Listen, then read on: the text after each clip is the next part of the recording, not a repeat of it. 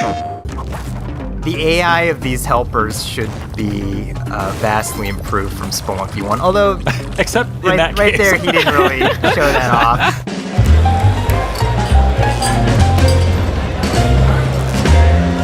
Hey guys, welcome back to PlayStation Underground. You got Kristen and the crew here. We are playing Spelunky 2, and we are joined by Derek Yu. Hey, Derek.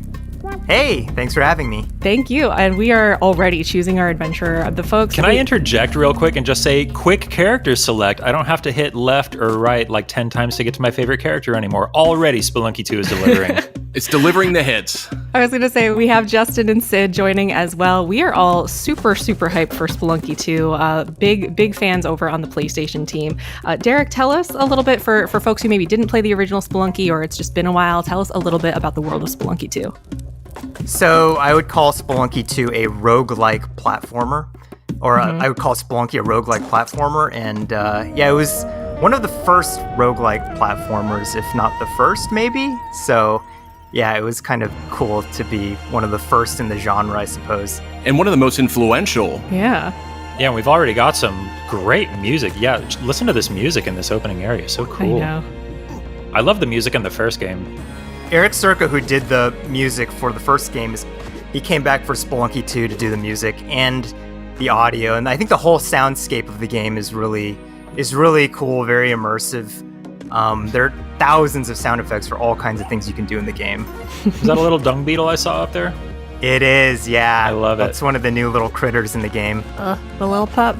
Love the little pug. I'm seeing so many differences, like the totem there. It just has kind of a little thing that pushes you instead of just immediately impaling you. It looks like I guess if you get hit by that, you'll get launched into a wall or something.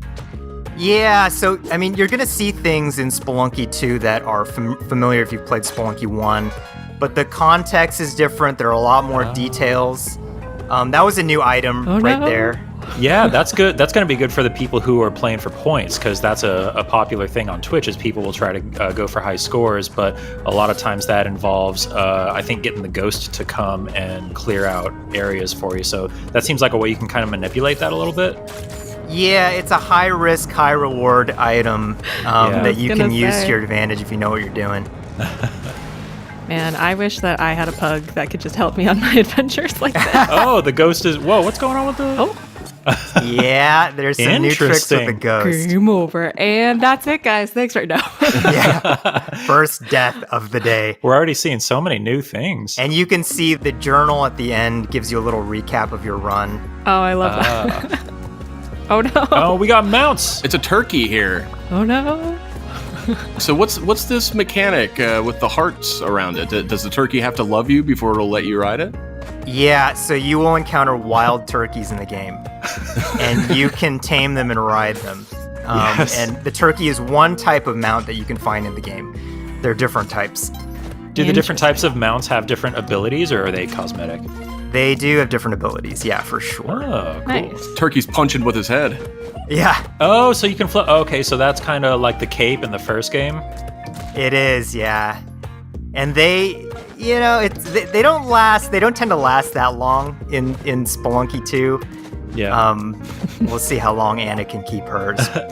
So does this replace the cape, or is the cape also still around, or are you using the mounts to kind of replace those abilities? The cape is also in the game. They end up being fairly different in a variety of ways. Oh, okay. Sorry, I'm just going to be asking all these nitty-gritty questions. Right. Well, for one thing, you can't. The cape can't get killed. For one thing, that's one big difference. All right, guys, we've made it past the first level. But the cape also can't attack pots to break them and stuff. Yeah, so that's exactly right. Cons. Yeah. And there are other things that you can do with the turkey that I won't spoil right now. But okay. Needless to say, there are just a lot of different ways that you can interact with some of these new features in Spelunky 2, as well as the returning features. Like even enemies like the caveman, which were just all over the place in Spelunky 1. Oh, here's a new NPC. Oh. I was going to say, helping him find some turkeys. Yeah, so you can donate the turkey there. I'm sure that does something. It does. And we decided not to show exactly what happens, if you kind of continue bringing turkeys to him. Yeah. The original Spelunky was a game all about like finding secrets, the City of Gold, the Hell runs, the Eggplant run, all that stuff. And it looks like there are, and you talked about this in a recent PlayStation blog post that you actually wrote for us. You talked about runs being more dense and more varied. And I'm already seeing a lot of that here. Yeah, popping into the store here, which is like essential to Spelunky. Yeah, the store experience is a little bit deeper. Derek, can you tell us a little bit about that? Yeah, it's definitely deeper and more nuanced. I mean, we realized after Spelunky 1 that the store it's such a central part of the Spelunky experience. And so we've done a lot with stores. There's like more varieties of stores that you can encounter, and there are little like variations even to the existing stores from Spelunky 1. And I think just to kind of expand on the concept of the store, we do have like other NPCs that you can interact with, like that guy that really likes turkeys. That just wants turkey. And wants turkeys, right. So we realize like the shopkeeper is such an interesting character, and he's the central focus of a lot of people's like favorite Spelunky stories. And so we really wanted to just expand on that, add more characters like that have, that you can help, that you can attack if you want to, things like that. And I think it really makes every run a lot more rich. Yeah, there's a cave mole there. Oh my goodness. He's like, how dare you take that? I think Spelunky 2 is going to feel a lot more like dynamic. The cave mole kind of like digs around in the ground and can kind of like move around in diagonals and stuff and just pop out of the wall when you least expect it. Yeah. So in the original Spelunky, I watched a lot of speedruns, and speedruns usually, they go one of two ways. People either look for the jetpack plus shotgun combo, or they go for the teleporter and try to do the, I don't know how people do the teleporter as proficiently as they do, but do you think that there's like a standard loadout that speedrunners are going to go for, or was it a goal of yours to try and diversify speedruns a little bit? It was a big goal to make sure that there wasn't just one kit that you're always trying to look for. And I think that also speaks to the shopping experience, where in Spelunky 1, when people got really good at the game... Oh yeah, this is a boss. Nice. Cool. Kind of a mini boss. But yeah, in Spelunky 1, when you got good at the game, I heard a lot of people say, well, there's basically no reason not to rob the shop, right? Because you don't have to pay. Yeah. And if you're good enough, you can kind of avoid the shopkeepers. So in Spelunky 2, there are a lot more, I think, useful items. I think a lot of the items that didn't get used as much are more useful. And there's more reasons not to rob the shop. Like, I think even That's at always like, a great mentality. There's more reasons to not rob this place. Yeah, that's exactly. actually a relief to hear, because I was never very good at robbing the shop and getting out alive, but it felt like that was kind of crucial if you wanted to, say, complete a hell run. That was almost mandatory to be able to complete a hell run. So I'm glad to hear that that's not, kind of the only way to play anymore. Poor guy. Yeah, whoops. R.I.P. And the AI of these helpers should be vastly improved from Spelunky 1. Although, except in that right case. there, he didn't really show that off. Oh, that was so cool. Oh, got a robot buddy? Oh, man. Yeah, this is like super different. This is like some kind of abandoned factory or something? Yeah, this is a completely new area. And oh, no! Yeah, she missed the... I think Anna was trying to jump on top of that rock dog right there and just barely missed. Speaking of new stuff, I noticed the hub area at the beginning of the game is drastically expanded. I'm not sure if that's something we're going to see a little bit later, but can you give us a quick overview of what's going on there with that? I think you called it a community that you're building. Yeah, so that's called Base Camp now. We have a name for it, and if you just scroll back to that beginning part, you will see that you can actually talk to the other player characters in the game that you're not playing as. So Nice. The idea is that, for Spelunky 2, I wanted players to have the feeling of having a community in-game that they can talk to and feel supported by. Yeah. Because like in Spelunky 1, or like with Spelunky 1, outside of the game, there was a really great community. There still is a really great community of players that have kind of kept the game going all this time. And I wanted to have that feeling in the game itself. Nice. And as you unlock new characters in the game, base camp will expand, and it'll just feel like a bustling little place that you've created. Nice. And, the characters in there will be talking about their runs, they'll be wishing you luck, maybe even giving you a little bit of advice, things like that. So they're actually out there, like, doing their own runs and stuff, too? That's fun. Yeah, exactly. So you can feel like you have a community in and out of the game. Oh, that's great. Are they going to be dropping hints like, oh, I noticed something strange in this area, or is that going to be more up to the player? It'll be more up to the player because, ultimately we do want the player to be the one to be kind of discovering all the secrets themselves. I was going to say, the more you play, the more you're going to uncover and unlock. Yeah, but they will mention things that are in the game.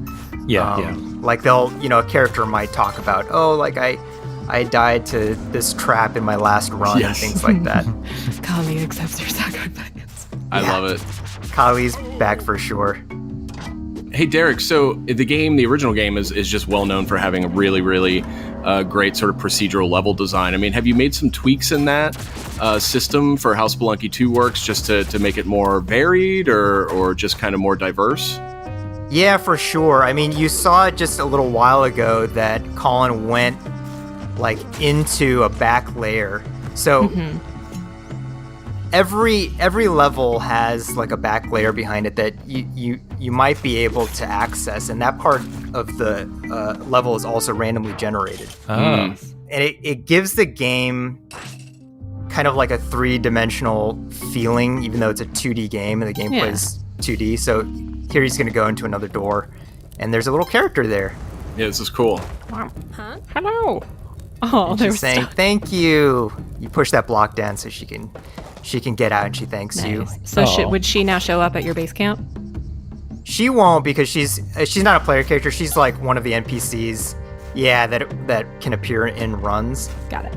But helping her, it may have an effect later in your run. Okay. If you encounter her again. Sure.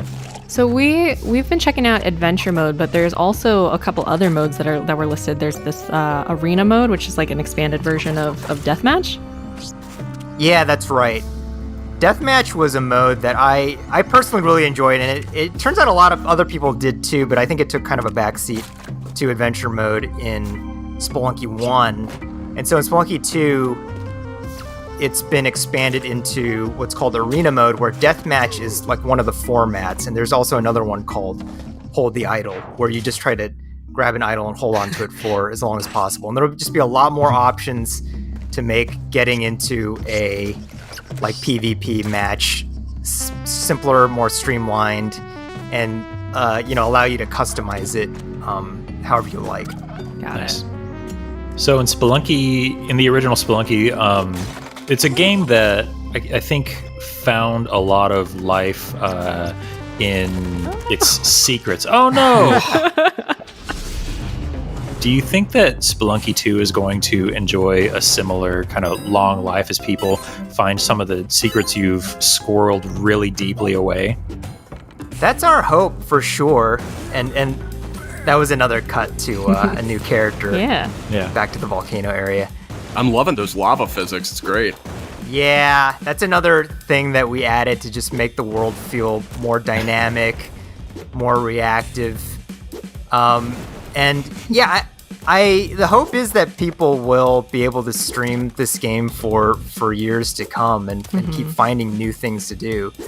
I keep talking about players finding things like secrets in the game that even the developers don't know about, and I think that was true of Spelunky 1, and I feel like that should be doubly true of Spelunky 2, because the game is just so much bigger, denser, more rich. I think we've added a lot of just different items and places and people that you can interact with that that you can interact with in a much deeper way.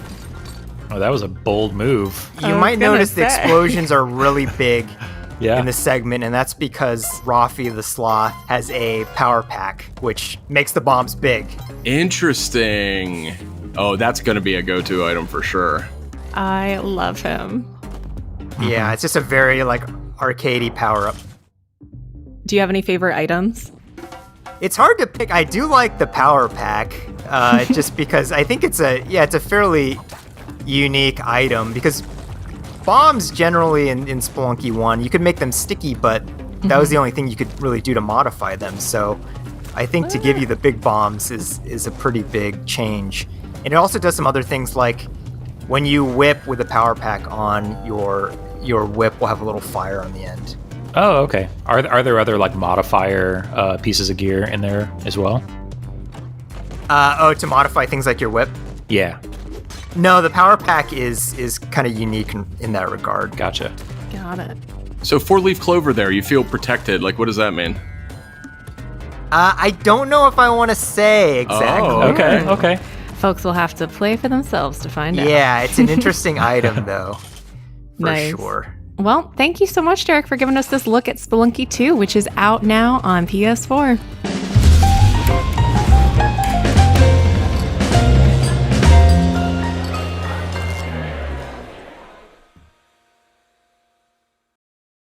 PlayStation